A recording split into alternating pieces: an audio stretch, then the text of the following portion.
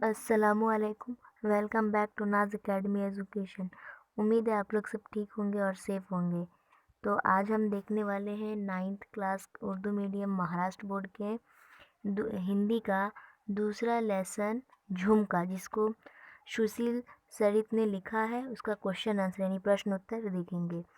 और वीडियो में आगे बढ़ने से पहले आप सबसे रिक्वेस्ट है कि अगर आप हमारे चैनल पर नए हैं तो हमारे चैनल को सब्सक्राइब कर लें और बेल आइकन को दबा लें, क्योंकि पता है बहुत सारे बच्चे वीडियोस तो देखते हैं लेकिन चैनल सब्सक्राइब नहीं करते। ये गलत बात है। जब आपकी कोई हेल्प कर रहा है तो आपका भी फ़र्ज़ बनता है ना। तो चलिए स्टार्ट करते हैं। और आपकी हेल्प के लिए काफ़ी वीडियोस मौजूद है हमारे चैनल पर, 8, 9, 10 तीनों क्लास के। ठीक है, तो चलिए स्टार्ट करते हैं ये वाला वीडियो। सबसे पहले आप लोग पाठ के आंगन में आ जाए, यानी जहाँ आपका एक्सरसाइज स्टार्ट हो रहा है झुमका का, वहाँ पर आ जाए। ठीक है, चलिए पहला क्वेश्चन देखते हैं। पहला क्वेश्चन है, एक दो शब्दों में ही उत्तर लिखिए। यानी जो पहला क्वेश्चन है, दुबली पतली। दुबली पतली कौन थी? कमलाबाई की लड़की थी। यानी इसी तरह एक दो शब्द में ही आपको आंसर बताने हैं इस चारों के। ठीक है, तो आंसर आपकी स्क्रीन पे आप लोग देख ले, या फिर वीडियो को पॉज करके लिख ले, तो फिर स्क्रीनशॉट ले लें। तो पहला है क, दुबली पतली कौन है? कमलाबाई की लड़की। ख कौन है? 2 महीने से मायके में है। कौन? कमलाबाई की लड़की। ग है कमज़ोर सी, तो वो भी कमलाबाई की लड़की है। ठीक है, और जो घ है वो है क्वेश्चन 2 महीने से यही है, मायके में। तो देखिए ये जितने भी जो ये आपको लाइट पर्पल कलर से लिखे हुए, यानी ये सारे आपके आंसर है ये। ठीक है, ओके। कोई भी डाउट हो, ग्रामर पूछना हो, या तो फिर कोई भी इसका लेसन का वीडियो चाहिए होगा तो कमेंट करके बता दीजिएगा। ओके, वीडियो कैसा लगा प्लीज़ कमेंट में बताएं। समझ में आया या नहीं वो भी बताएं। ओके, चलिए देखते हैं नेक्स्ट क्वेश्चन। दूसरा क्वेश्चन है, कारण लिखिए। तो च और छ, एक सेकेंड, यानी कि ये च और छ दो क्वेश्चन आपको दिए हुए, उसके कारण लिखने यानी आपको बताना है। जैसे यहाँ पे च क्वेश्चन है, कांति को सर्वेश से झुमका खरीदवाने की हिम्मत नहीं हुई, इसके पीछे का कारण क्या था वो आपको बताना है। ठीक है, तो आंसर आपकी स्क्रीन पे, चलिए बताती हूँ। तो ये जो पहला क्वेश्चन था, कांति को सर्वेश से झुमका खरीदवाने की हिम्मत नहीं, इसके पीछे का कारण था कि मार्च का महीना था और सर्वेश इनकम टैक्स के टेंशन से घिरा था। ठीक है, चलिए इसका दूसरा क्वेश्चन देखते हैं, कारण लिखिएगा। कारण लिखिएगा दूसरा क्वेश्चन है, कांति ने कमलाबाई को 1,000 रुपये दिए। तो कांति 1,000 रुपये क्यों दिए थे, उसका कारण स्क्रीन पे ये ले देखिए।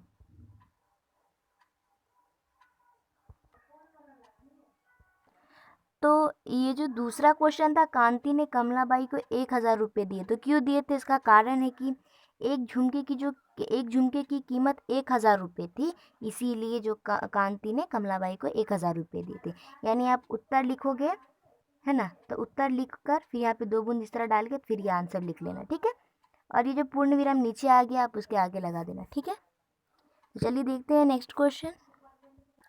और नेक्स्ट क्वेश्चन है आपके पाठ के आंगन का, यानी स्वाध्याय का तीसरा है, संजाल पूर्ण कीजिए।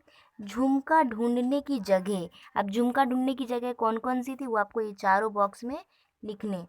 तो चलिए लिखते हैं, है ना। तो देखिए झुमका ढूंढने की जगह है, पहला है घर का कोना कोना। ओके, घर का कोना कोना, बिस्तर के नीचे, और तीसरे बॉक्स में लिख लो अलमारी, और चौथे बॉक्स में अलमारी में बिछे कागज़ के नीचे। यानी इन चारों जगहों पे झुमका ढूंढा गया था, है ना। एक्सप्लेनेशन का वीडियो भी जल्द अपलोड करूँगी, ठीक है, झुमके का। चलिए देखते हैं नेक्स्ट क्वेश्चन। चौथा क्वेश्चन है, आकृति पूर्ण कीजिए, झुमके की विशेषताएं बतानी है। तो झुमके की विशेषताएं हैं खूबसूरत, कम दाम वाले, और एक नज़र में भा जाने वाला, और भारी दिखने वाला। यानी आपको चारों बॉक्स में ये चारों लिख देना है। ठीक है, चलिए देखते हैं नेक्स्ट क्वेश्चन। अब हम देखते हैं भाषा बिंदु। अब आपके इसका आया भाषा बिंदु, जो ग्रामर है वो देखते हैं। ठीक है, तो भाषा बिंदु में आपको क्या बोला गया है कि रेखांकित शब्दों के विलोम शब्द लिखकर नए वाक्य बनाइए। यानी देखिए आपको पहला इसको समझा कर मैं आपको समझाती हूँ क्या है। क्या लिखा है पहले में कि कांति को कमला पर विश्वास था। तो विश्वास के नीचे क्या है, अंडरलाइन है, यानी रेखांकित किया गया, यानी रेखा यानी लाइन खींची गई है। तो यहाँ पे आप विश्वास लिखोगे एक साइड, ठीक है, ओके। देखिए जहाँ पे जम नहीं रहा है विश्वास, हाँ। जब आप विश्वास लिखोगे तो एक साइड, उसके बाद फिर क्रॉस की निशानी है ना। तो यानी इस विश्वास का क्या करना, अपोजिट वर्ड यानी विलोम शब्द आप लिखोगे। विश्वास का विलोम शब्द क्या होगा, अविश्वास, है ना। तो अब इस तरफ मैं और लिख देती हूँ खाली, हाँ। तो अविश्वास हुआ ना, तो यानी ये पूरा बॉक्स तो कंप्लीट हो गया। लेकिन फिर हमको नए वाक्य बनाना पड़ेगा। तो हम कुछ भी बना सकते हैं नए वाक्य। हम लोग ये लिख सकते कि मुझे मेरे दोस्त पर अविश्वास था, है ना। यानी इस तरह आपको नए शब्द, नए वाक्य बनाने हैं। इस रेखांकित जो शब्द है उसका विलोम शब्द पहले ढूंढना है, और विलोम शब्द लिखने के बाद इस तरह बॉक्सेस में, उसके बाद आपको नए वाक्य उसी से बनाने। चलिए स्टार्ट करते हैं, है ना, बिना देरी किए हुए।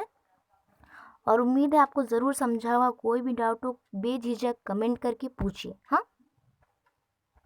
तो देखिए यहाँ पे मैंने यहाँ पे विश्वास को भी यहाँ पर भी लिख दिया है ना विलोम शब्द के लिए, ताकि वो कोई भी कन्फ्यूज़न ना हो। तो पहला तो मैंने बता दिया। तो एक और सेंटेंस मेरे दिमाग में आ रहा है इस पे, अविश्वास पे, यानी जो विलोम, आपको इसी तरह करना था ना कि नए वाक्य बनाना था विलोम शब्द लिखकर।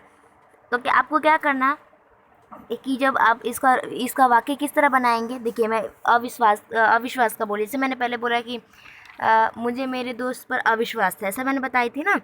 तो आप उस पर एक और वाक्य में बता रही हूँ, ये लिख ले या तो फिर वो वाला लिख लीजिएगा, ठीक है। तो देखिए, सच्चे मित्र पर अविश्वास नहीं करना चाहिए, ठीक है। अविश्वास आ गया ना, जो आपको विलोम शब्द बोला था ना कि विलोम शब्द लिख कर उसी विलोम शब्द से नए वाक्य बनाना था।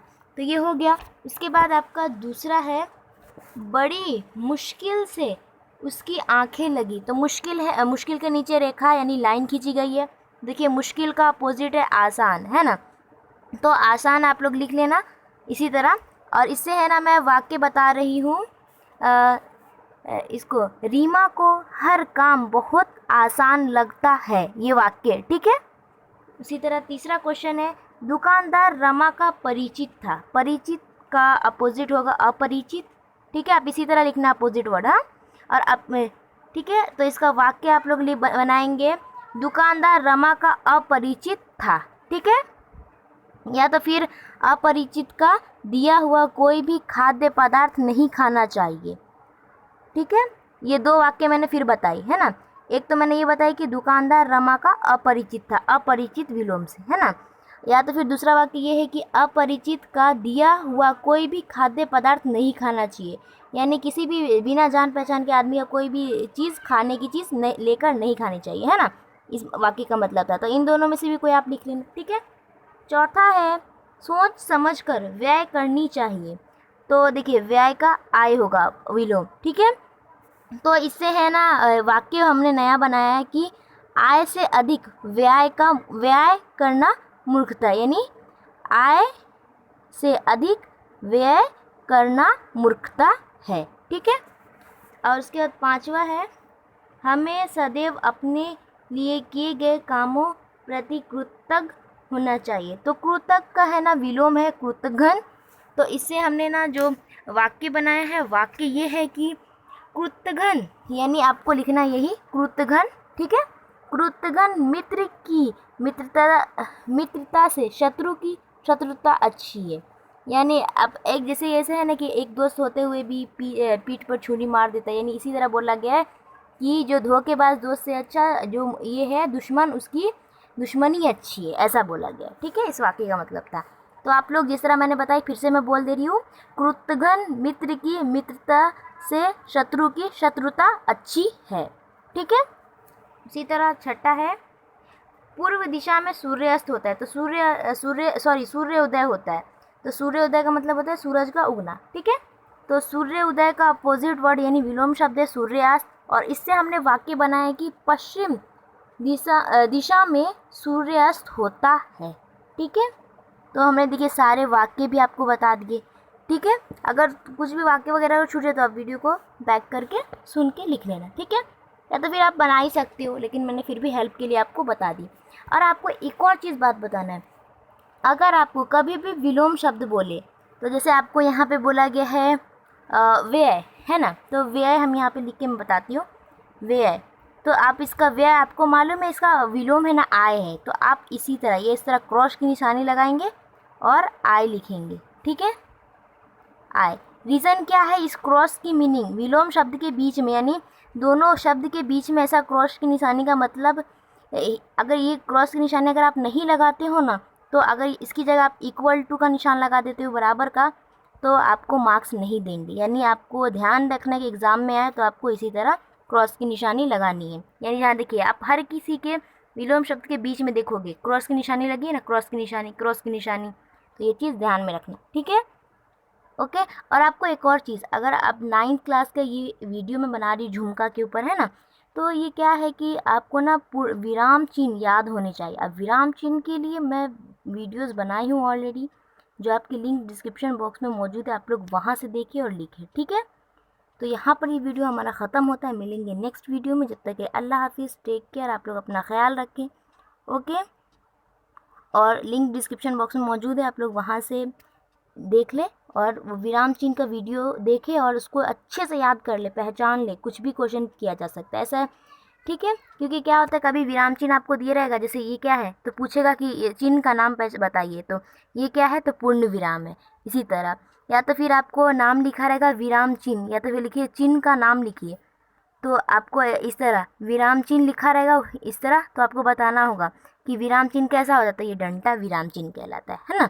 एंडिंग में जो वाक्य के अंत में यानी आखिर में लगाया जाता है वो विराम चिन्ह कहलाता है, सॉरी पूर्ण विराम कहलाता है, पूर्ण विराम, ठीक है, रोका जाता है उसको, ठीक है। तो वीडियो है ना लिंक की डिस्क्रिप्शन बॉक्स में मौजूद है, आप लोग वहाँ से देख ले और लिख ले, ठीक है।